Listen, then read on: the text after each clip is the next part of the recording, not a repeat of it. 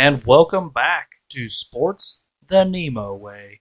And we're here with our episode on Walt Frazier, who will be defended by Drew and Wade, back-to-back teammates here on two episodes.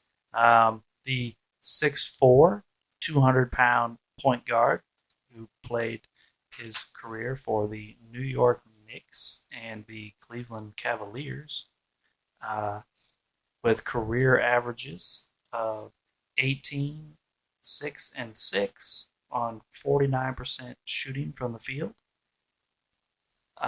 He's a Hall of Famer. He's a 7-time All-Star, 2-time NBA champion, 6-time All-NBA.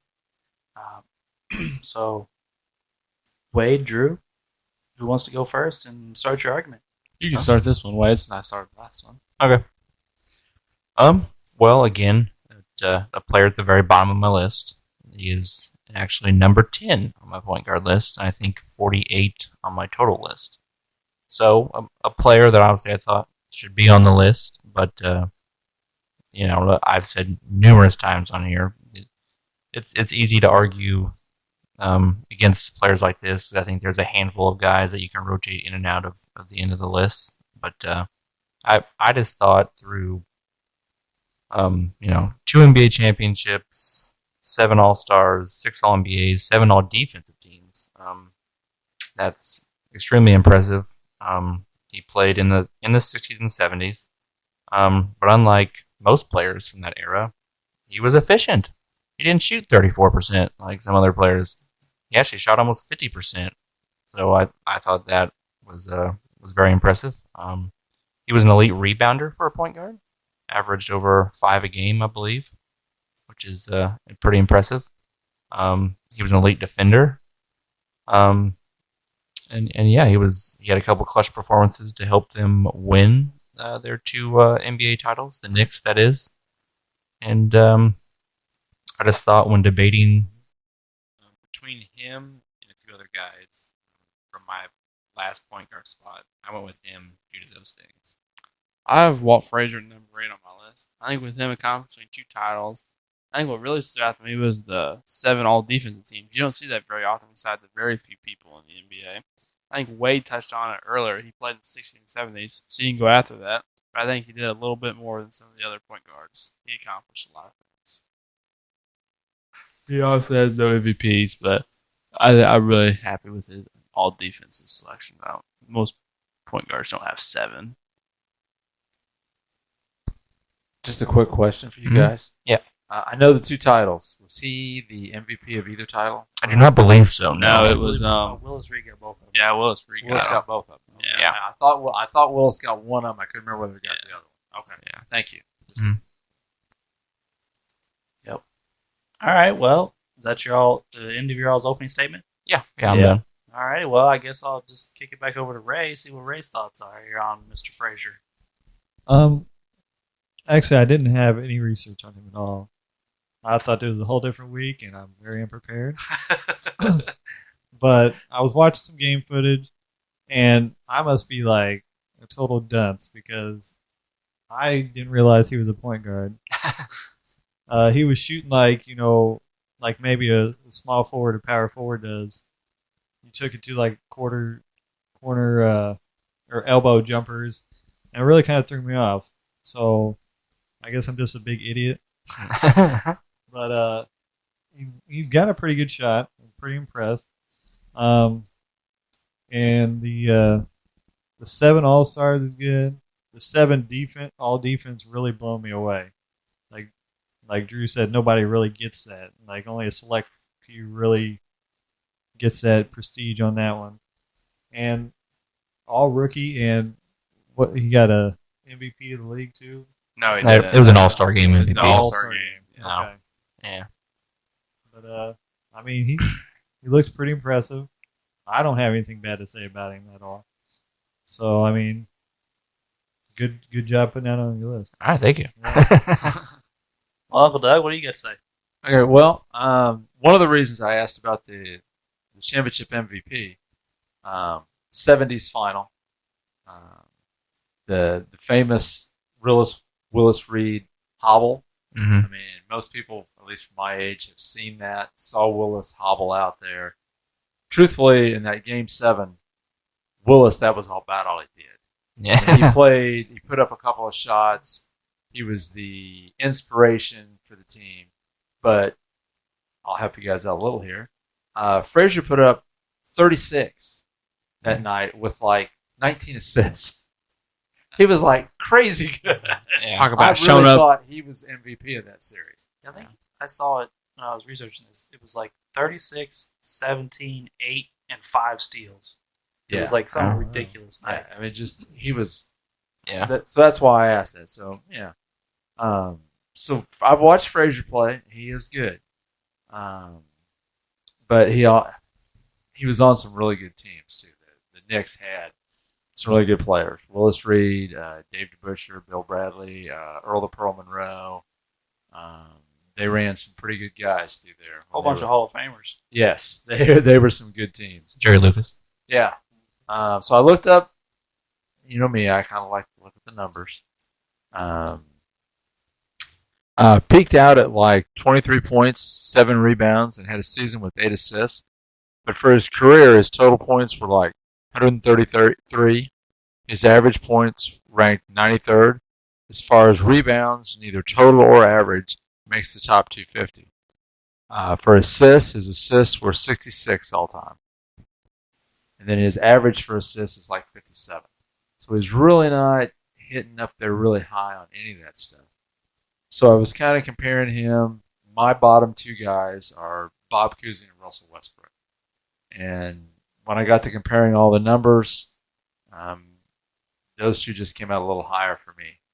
I did enjoy watching him play, and he had a lot of style. He was something else. I mean, the fur coats and the hats. Oh, yeah. And he was never afraid to talk. I mean, That's right. And after his career, he was an announcer for a long time. He was the perfect Is he- guy to have in New York. Is he still announcing? I think he might. Is he still doing it? I think he might be doing Yeah. Nick games. I He think. might still be. He's been on. I mean, I've seen him for my whole life. Yeah. Really. Yeah. Oh, yeah. I New have a- York loved Walt Oh, yeah. Frazier. I have a quick question for you, Uncle Doug. Yep. What are him and Cusey's like? What are their stats comparison wise? That's just curious. Okay, games. Frazier was like 825. Cousy's 924. Minutes 37.5 for Frazier, 35 for Cousy. Shooting percentage, Frazier's way better. Like 490 to Cousy's 375. Assists, Frazier's 6'1", Cousy's 7.5. Okay. Rebounds, Frazier was 5'9", Cousy was 5'2". Oh, Better than I thought he might be. Of course, steals and blocks I can't give you because Cousy's too old. Yeah. Well, even Frazier's too old, except for his last couple years in the league. Yeah. Right. And then points, Frazier was 18.9, Cousy was 18.4. Okay. So they're pretty And comparable. again, I can't tell you turnovers on Cousy. Frazier was like 2.1, and neither one had a 3-point percentage. To look Well, at. So, Oh, they're pretty close though. yeah, pretty I had- comparable. Yes. Yeah. That was one of my arguments too, because Cousy's one of my guys. Right. Too. I broke it down pretty good here. I feel like All-Star appearances is 13-7. All NBAs is 12-6. Rings is 6-2. MVPs is 1-0. Cousy played before there was all defense team, so he didn't have that to do. Although Frazier does have the impressive 7. And then, like you just said, the stats, they both average 18. They both average 5 rebounds. Cousy gets them by about assist and a half. Walt Frazier whoops him in field goal percentage. Cousy gets them by a few percent at the free throw line. And then with their career numbers, Cousy outscores them and out assists them. And Frazier has 44 more rebounds than Frazier. Or than Cousy, sorry. Wow. Okay, well, I have Bob Cousy on my list. I don't really have anything to argue.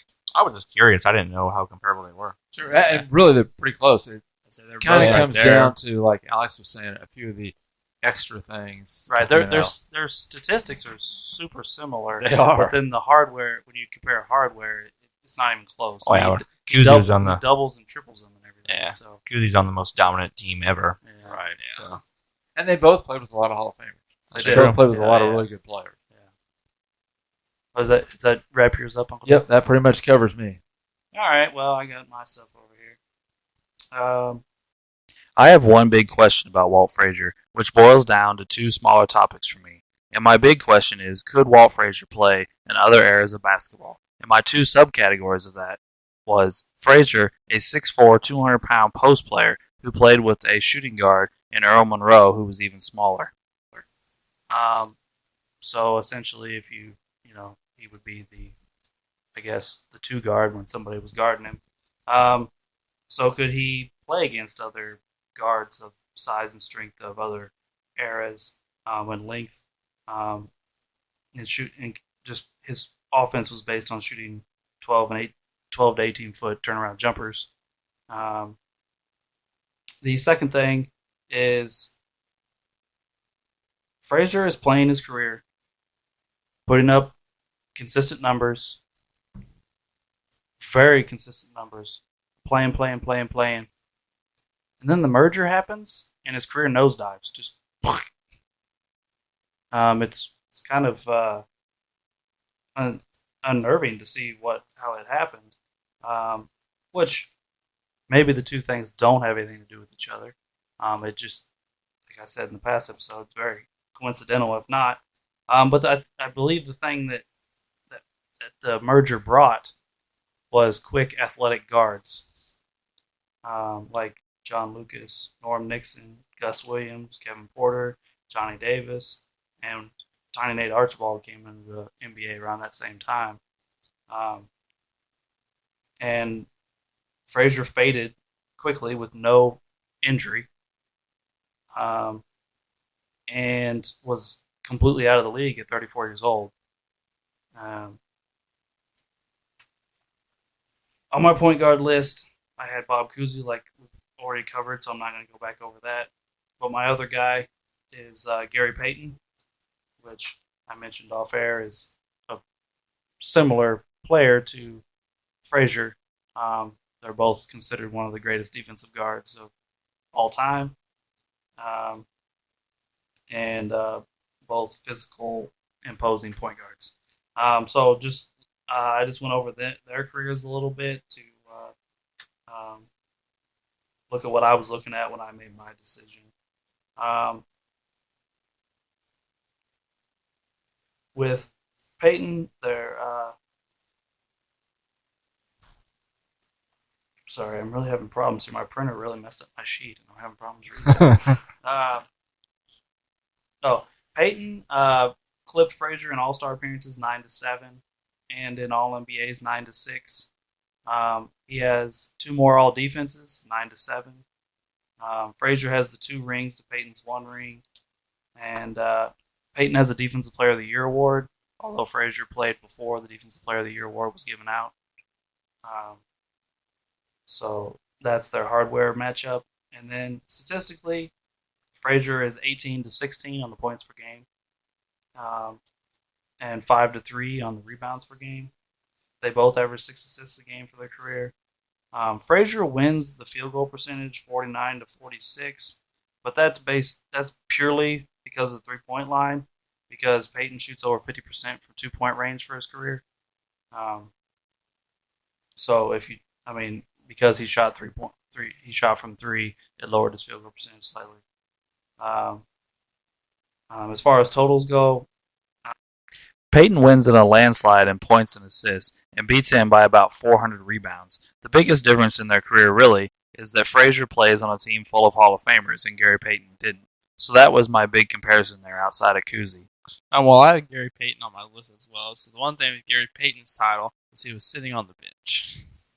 The bench with the Heat when Shaq and D-Wade won that. I mean, when I looked up Gary Payton for the list, I said title. I said he lost to Michael. So I had to actually look up and see where he won it at. So I was like, okay, that's where his title came from. But yeah, he was the backup point guard behind Jason Williams, wasn't he? Might have been. Yeah. Jason Williams. Yeah, I didn't realize Peyton got a title. But hey, when you said that, I'm like, what? But yeah, titles are titles. I'm not going to take it away from him. But I'll take it away from him. All titles are not created equal. And I've said that a bunch of times. I'm not trying to say they are. And Peyton had 3 finals appearances. He did lose to Michael. Yeah. He also lost to Detroit with the Lakers. and then he won one with the Heat at the end.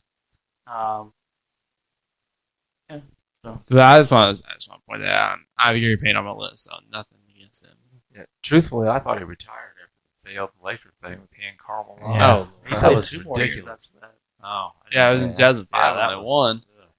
Well, I mean, if we're talking about the all-time greatest players, do we count a backup point guard championship? I mean, I think it counts as a championship, but it doesn't count the same It's as. not like he's the best player on a championship. No, but neither was Walt Frazier. I mean, he was Yeah. starting. at He was least. closer. He was a starting. Walt Frazier when starting Willis was point out guard, there, absolutely. he showed up in Game 7. I don't know. We don't have to focus on that. I Yeah. personally don't think it counts as anything, but that's not that important to be honest. But I lost the championship. Maybe lose my train of thought. You can. Well, you both compared him to Kuzi, and I agree with a lot of what you said. But as far as translating, I personally kept Bob Cousy off my list because I don't think he translates at all to anything. I know. I think Walt Frazier could play in other eras. I don't know if he'd be dominant, but I think he could at least play. I don't think Bob Cousy can at all, personally. That's my opinion. I don't know how everyone else feels about Bob Cousy translating. I think Bob Cousy translating is the biggest knock against him. But I've said in past episodes that in order for you to be considered from that era, you either have to put up ridiculous stats or you have to win a lot. And he falls into one of those categories. Yeah, well, yeah. Like I said, it's the most winningest team ever. He definitely won. I mean, obviously, again, he's not Bill Russell or Michael Jordan, the best player on those teams. But 6 championships is a lot. And he also has an MVP award. Yeah. Like having Cousy at the bottom of your list, I don't have any problem with it. I mean, he won 6 championships as one of the best players. That's extremely impressive, no matter what era you're in. Like I said, you were splitting hairs at the end of the list. I mean, Right, yeah, I think this is another one of those conversations where we're at the end of our list. Yeah. Yeah, I think personally Walt Frazier could play in other eras. He was big, athletic, great on defense, could get to the basket. And as far as him retiring at 34, that was common back then. People didn't play 15, 20 years like they do now. They would play 10, 12 years. And they might have found another job that paid him more money. Yeah. Triple the salary. Yeah. It was very common back then. He probably had a lot of opportunities to do stuff. I mean, I don't know their avenue. Successful announcer after he retired. I mean, honest to God, I have no idea about the other career opportunities or whether or not they paid him as a player or an announcer. I don't feel like they paid him more to announce the games than to play, but they also got rid of him before that. They traded him to Cleveland, and the franchise and the fandom had turned on Walt pretty heavily before this. I mean, I just read about this. I didn't live through it like you did, Doug. But they were talking about how the fans and everything had turned on Walt because Reed and DeBusschere retired, and then Walt had zero success after they left. So, and then they shipped him to Cleveland, and he played his last couple of years in Cleveland. But what bothered me more was the influx of athletes, and his career just fell apart. That's what bothered me more. What year was the merger? 76. I was going to say 76, 77, somewhere in Yeah. there. Then he retired a year after? He retired in 70. Well, he played he played 3 games in 79. Okay. But his last real season is 77, 78. Okay.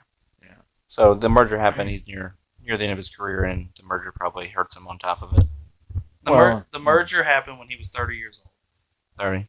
Literally, back then, that was a career. Sure. 10 years was considered a decent amount of time. And back then, any sort of little injury fucked you over for the rest of your career because there was no medical, I can't think of the right word. No medical advancements. Yes, correct. I agree, and I'm not saying my argument is foolproof because it's not. It's based on some assumptions. It's clear. But it was, hey, I'm averaging 19 and almost 7 and 6 on 48% shooting, and and 82% from the line, and then all of a sudden these new players come, and it's like I take a step back, and then all of a sudden my career just is gone, and it's Yeah. like I mean, again, maybe it was. Who knows? Maybe he got a huge coke problem. I don't know. I have no idea why this happened. I'm just saying it because the merger happened at the exact same time, and these point guards flooded into the league. It just made me think that maybe that had something to do with it. Yeah. Because his game was not based on quickness and athletic ability. He was just physical and backed guys down and got to his spot and shot his turnaround jumper. Yeah. I mean, and on defense, was his calling card, was his physicality because he was bigger than so many other point guards and stronger, which wouldn't be the case today or in most eras after that. I mean, a 6'4" point guard is still decent size. I mean, he's still decent. Oh, yeah. He's That's still decent pretty- size. But in pretty all big. reality, if you took that Knicks team and put them today, he wouldn't even be the point guard. He may play the point guard, but the two guards would guard him because his 6'2", 180-pound shooting guard would be guarded by the point guard probably. Yeah. Right. And some of that stuff is due to that's literally how they played basketball back then. You didn't learn to shoot. A lot of guys didn't shoot back then. That was a rare. That was like a Jerry West thing, and I'm forgetting a couple players, but I mean that's how a lot of players played back then. Basketball has advanced a ton in the past 50 years. I mean, 3-point line changed things. There was an advantage to shooting farther out. yeah. You know, And then we talked in past episodes with like Dolph Shays and maybe Horizon, whatever the hell his name is. Horizon. Well, like a generation before Walt Frazier, people didn't quite figure out how to even properly shoot a jump shot. And then the game advances every generation. People learning different ways to play, more effective ways to play. And the effective thing to do back then, especially for him, was with the size. Size compared to other point guards was to get them in the paint. So I mean, yeah. and to Walt's credit, he stepped up when they needed him, like the Game 7, obviously.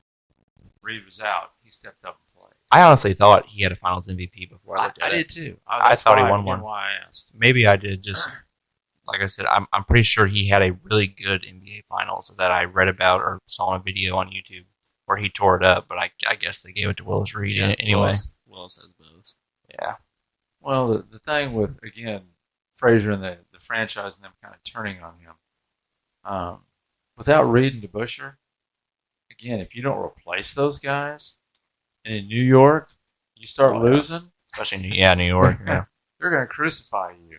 Yeah. And especially when you're someone as popular and as outgoing as he was and well known in the public, it made him an easy target. Yeah. Well, I mean, I think we brought this up in I think it was Joe Dudemar's. Yeah, because they had their little 2 championships, and then everyone left, and he was left by himself, and he put up similar stats, but they won like 25 games a year. Right. So he, that's it happens. I think the other thing that really hurts Frazier is, I brought up his nosedive, but that also caused his career numbers to be very unimpressive. He's way down on the list. I think Uncle Doug touched on the exact where he is on some of these lists, but he's way down on the totals list. Like I said earlier, Peyton wipes the floor on him with totals, but he also played like 500 more games. Yeah. Because Walt only played like 825. Right, which is game-wise. which is very on the low end for guys with all-time greats that we've been talking about. Mm-hmm. I mean, yeah, it's more than some of the current guys that are still in the middle of their careers. Like we talked about, Kawhi is only like at 500. I don't think we talked about how many Harden had or Westbrook, but that's 800 games is not a ton. It's not something we could be like, well, 800 games is nothing. It's still a decent amount, but he really hurt himself on the totals because of his quick demise, I guess. Well, you mentioned Westbrook. Westbrook's already played over 900. Oh, Say Harden's at 875. Yeah, so We got to think those guys have played. Well, we said Harden's at 875, Frazier's at 8 something. 825. Harden has played 11 seasons or 12 seasons. Right. Yeah. That's Frazier's career right there. So that's just a different time. And, I brought this up in past episodes, but it really irritates me when we get an incomplete picture of this stuff. Like, there's no threes, there's no steals and blocks for half his career. There's no turnovers for almost his entire career. His last 3 seasons, which 2 of which don't even really count. He played a total of 15 games the last 2 years. I think the one that really hurts him is the steals, because even they don't count him in his prime of his career, and even at the end he still gets 2 a game. So in his prime, he's getting more, and he might be high on the per game steals list. So he's got 7 all defense teams, so probably, I'd guess, probably about 4 or 5 steals, if not more. And maybe, be in the running for Defensive Player of the Year award if it existed. That, you get a couple of those. I mean, this again, we don't know, but this is stuff you got to think about for the time period at least. Does anyone else have anyone besides Kuzi and Peyton as their last couple? Well, I do believe number 10 on your Mine was Isaiah Thomas and Mark Jackson. I mean, I have Isaiah Thomas a lot higher.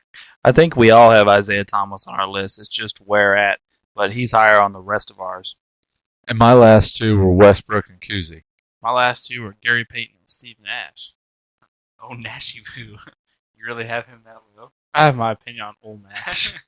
We all have Nash, but he's much lower on Drew's. I think I have him at 6 or 7. But I mean, I'm not mad or going to argue with anything you guys have said. I mean, it's number 10. It's okay. They're all. I don't have a problem with him being on there because I like watching him play. I mean, he was considered one of the. A little bit of a different time. Yeah, I mean, in my opinion, he was considered maybe not the best in the conversation of the best point guard in the league for the prime of his career. He was in the conversation for a certain generation of the NBA. He has titles, the All Defensive teams, the All NBA teams. I thought it was impressive. I thought I translated better than Kuzi, personally, but that's what stuck out to me. The Gary Payton he's probably number 11 for me. I almost put Payton on the list. I debated with him and Walt Frazier, but the championships was probably the tilt for me personally. But there's nothing wrong with having Gary Payton on your list, I don't think. You're damn right. There's nothing wrong with having Gary Payton on your list. Well, 3 of us have Gary Payton on our list, so in case people are wondering, that episode will come shortly. Glove. And Walt Frazier was a dominant defensive player like Gary Payton, so it's both their calling cards, I'd say, probably. And Walt might have even got a little more all defensive, but I think if you look up, and I don't have this in front of me, I apologize. Earl Monroe was also a major defensive point guard at the time, and the Knicks picked him up partway through Walt's career, and because they were kind of counterparts or rivals of each other, and they're both on the same team then. And they said the Knicks had an amazing backcourt with those two both being 2 of the best point guard defenders. Well, chances are the league's not going to put them both on the all defensive team when they're on the same team. Yeah, that's true. So maybe there's some stuff there. I don't know. I have no idea. You may be 100% right. I don't know. I just looked up Earl Monroe, and he has 0 all defensive teams. Oh, so I thought he had more than that. I thought he had some. Sorry. He's a 4-time All-Star, 1-time All-NBA, and a Rookie of the Year. I kind of thought he'd have more accolades than that. He was considered a phenomenal player back in the day. Great scorer. Was he the one they called Black Jesus? I believe so. Yeah. It's supposed to be, phenomenal scorer. And, yeah. Earl the Pearl, Black Jesus, Black Magic, Einstein, The Lord's Prayer, Thomas Edison, The Magic Man. So he had every nickname. Yeah, he had them all. I mean, those, if you take into consideration the era that they played in, that's one of maybe the better championship teams or dynasties, whatever you want to call it, probably assembled. They were a great team with Walt and Monroe. And my question is, and this is a question more suited for Uncle Doug than anybody else sitting here, is why didn't they win more? If I put 5 or 6 Hall of Famers in the same team, why did they only come on with 2? I mean, I know the Celtics won 2 during the 70s. The Lakers Bucks won at least one. The Lakers won 1. I think that Willis Reed was a good center, but I believe Willis is about 6'9". And you brought in guys like, of course, Chamberlain, who was bigger. He played at the same time. Jabbar. Jabbar, of course, was in there. Bill Walton. And, well, Bill Walton was a little later. But then we're talking about with the merger, you brought in guys like Artis Gilmore, who played with the Bulls. This was a really good center. And there were a couple more big 7-foot guys that came in. And I think Willis Reed started breaking down. Yeah. And you put those 7-footers in there, it's a lot harder for some of those guys to get their mid-range shot off, like Walt was known for. And I think that kept them down some. I also think, I could be wrong on this, but I also think they were a little spread out age-wise as far as some of them were in their primes at different moments, I believe. Reed was done after 74. Yeah. I mean, I thought in 70, like I said, he was Yeah. hobbled and hurt. Well, I I think think that began a string of injuries. weren't Lucas and DeBuscher older on the older side than Frazier and stuff too. I'm I want to say not sure about Lucas. I think maybe DeBuscher might. so. I don't know if they were all necessarily in their primes at the same exact time, but I'm not sure. I thought they were a little spread out. But. DeBuscher was retired the same year as Reed. Okay, so yeah. And this is kind of crazy. This is DeBuscher's stat line his final year in the NBA. 18, 10, 3. And retired, huh? Yeah, and retired after that season. Maybe he got an IBM job. Yeah. Uh, I don't remember what happened to DeBuscher. I couldn't remember how old Lucas was either. I don't remember if he was older. I think he was an older player. I thought. Bill Bradley played through 77. Well, that's close. Okay. That's close to fine. Yeah. Is he a Hall of Famer? He's not a Hall of Famer, is he? Yes, he is. Really? I did not know that. Bill Bradley is all there. Who else did you ask about? I'm sorry. Lucas. I thought he was older, but again, Which Lucas are we looking for? is it Jerry? Jerry. Jerry Lucas. Yeah. Jerry and John. I was getting confused. He retired the same season as Reed and DeBuscher. Oh, so in 74, they all bailed. Okay. So did So- something go on there, or is that? I don't know. Does anyone else feel that kind of weird? How all three of them just kind of. Well, I'm going to say they couldn't get along with Frazier and they all left. He's the James Harden of the 70s, I guess. Wade, you're not helping us.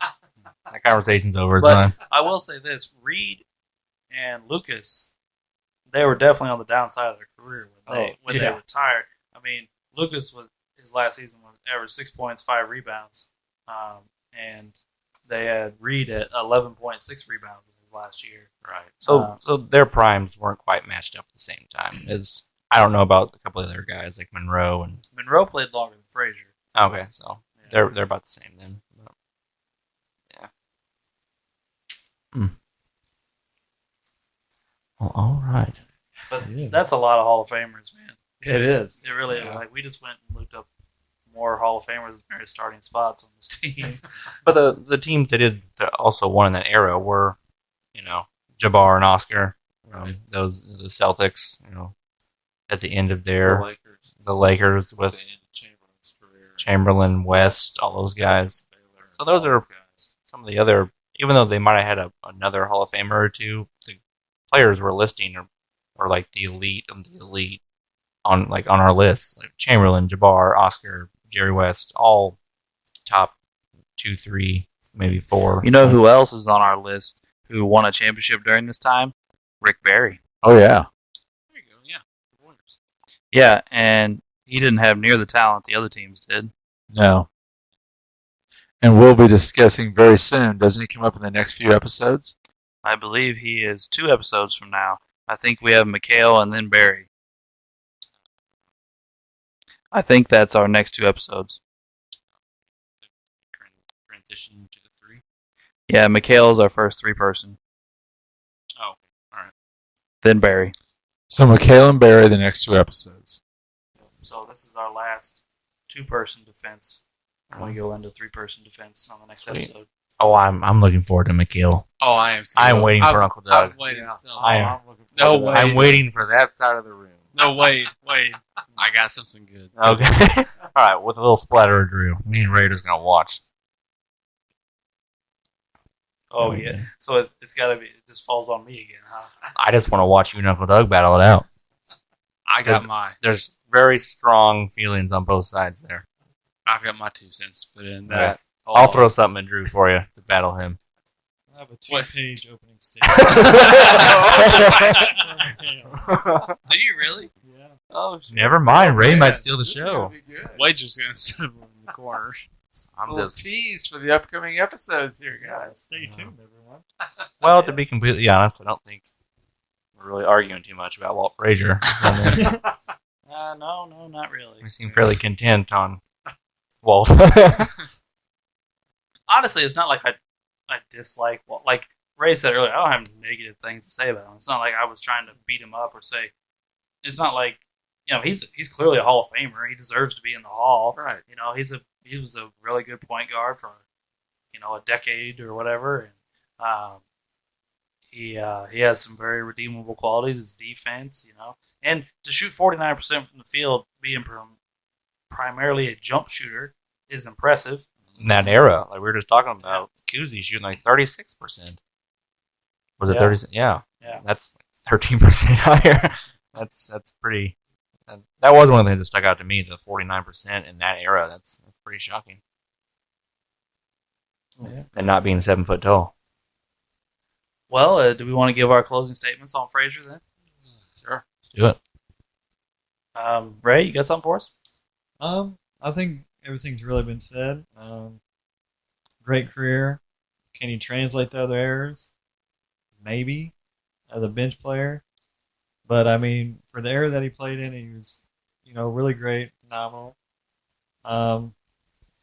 Maybe later on in his career, it just didn't work out because there was a certain style in the NBA that didn't translate to the ABA players.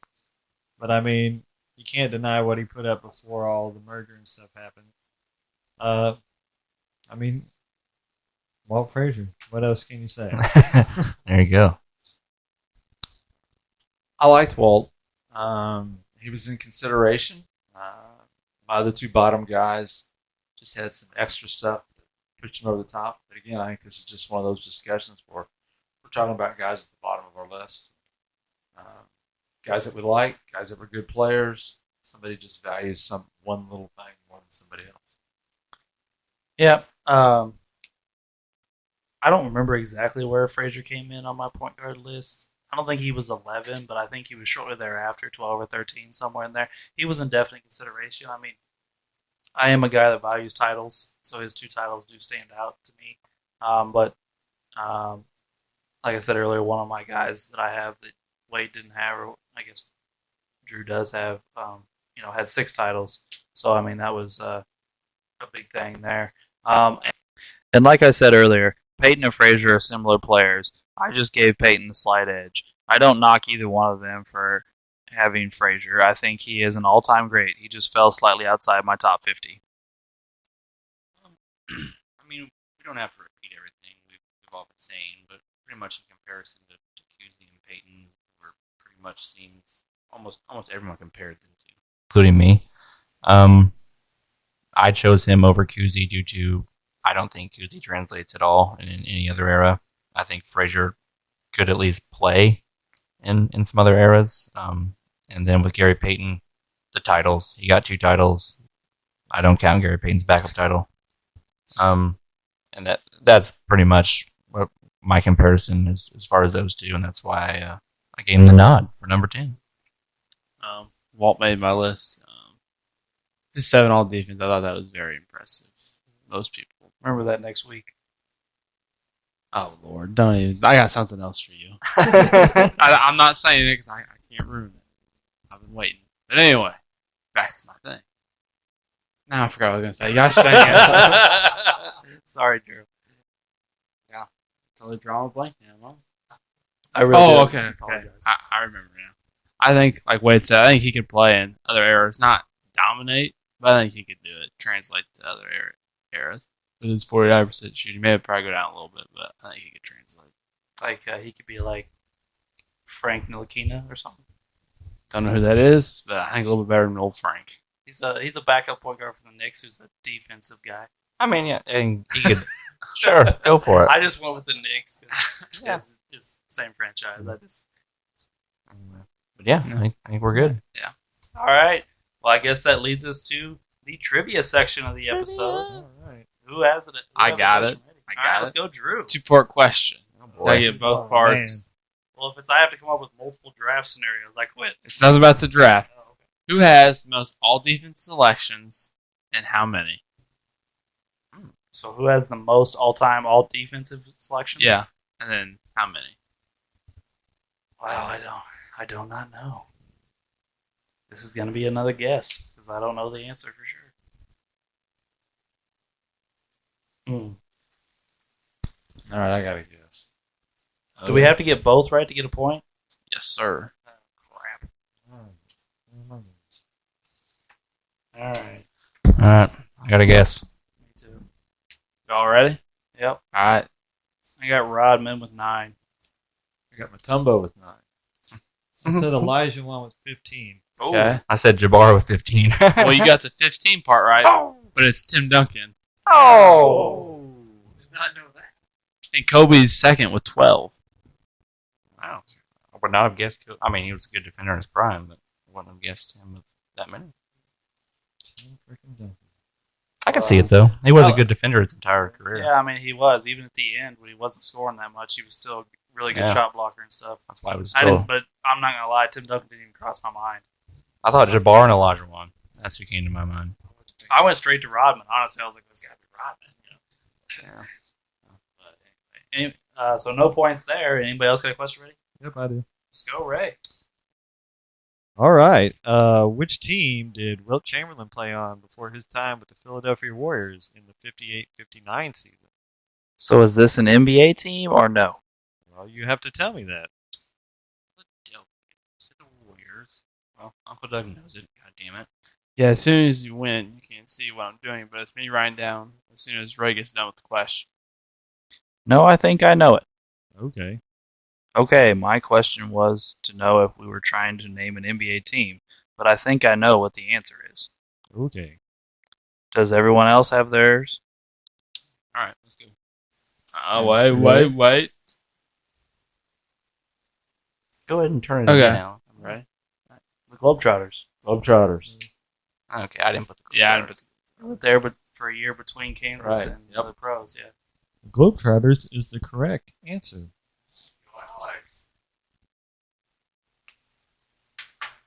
I can go, I guess. All right. I'm going to keep my theme going here. In Milwaukee Bucks history. How come they never Celtics or Lakers or Knicks teams we know? Take the Charlotte Hornets. Because everything's Three different Jabbar, names Magic, here. Bird, and Russell. I know. And anyway, in Milwaukee Bucks history, who has the assist record? All-time assist record. Who played on the Bucks? Son of a bitch. Mine's a guess, but I think it's an educated guess. I'm trying to think. Yeah, I got to guess. Oh my gosh. Yeah, oh my God. There's no Yeah. glaring point guard or anything I can think of. All-time great or something. It's clearly John Stockton. Yeah. Yeah, why didn't you ask us who the Jazz's all-time assist Yeah. leader is? I try to find interesting ones you got to think about. He's trying to keep our numbers down. Yeah, Wants to keep his lead. I mean, that's just an added benefit. Ray, let's hurry. I got to pee. I got to pee as well. Okay. Who we got? Who we got? I got Pressy. I got Sidney Moncrief. Oscar Robertson. I put Ray Allen. It's Pressy. Thank you. Oh, good job, Alex. Moncrief was second, and the Greek Freak is third. Already? Already. Wow, way to go, Giannis. Jabbar is eighth. All right, who's next? You and me? You want me to go? Yeah, go for it. Okay. Well, we were talking about Walt Frazier tonight. Walt was, I believe, born in Atlanta. Was most of his career in New York. Where did Walt graduate from college or play college ball? I don't know. I'm assuming he graduated. I have no idea. I have not the slightest clue.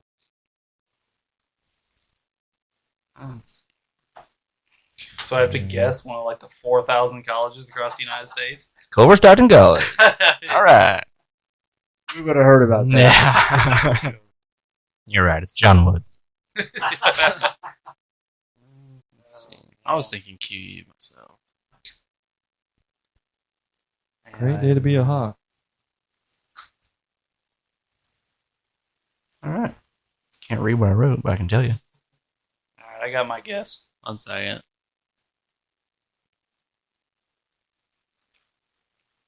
Okay, I'm ready. All right, I got Georgia Tech. I just put Georgia. I put Georgia Tech as well. Let's put North Carolina. SIU, Southern Illinois. Oh, Wow. That's pretty cool. Yeah, that's what caught my eye. That's why I put it down. Oh, I didn't know that. Hey.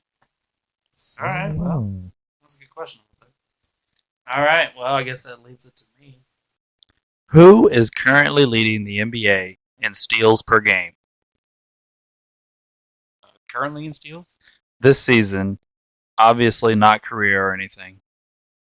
Screw it. Write something down.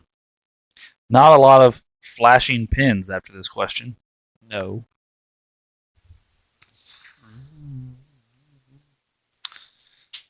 Everybody got it? No. I have a guess. That's not a got it. All right. All right, I got it. All right, let's see him. But Chris Paul. De'Aaron Fox. Kawhi. Paul George. The correct answer is Jimmy Butler.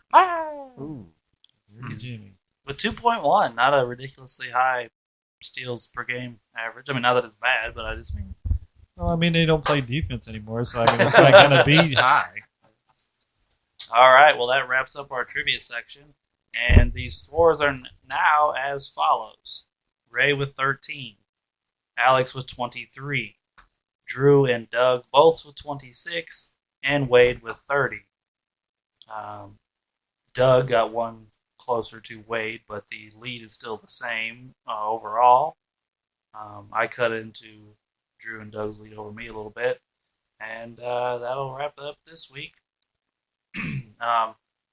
Tune in next week for our Kevin McHale episode. The Laker guys will hate on Kevin McHale next week.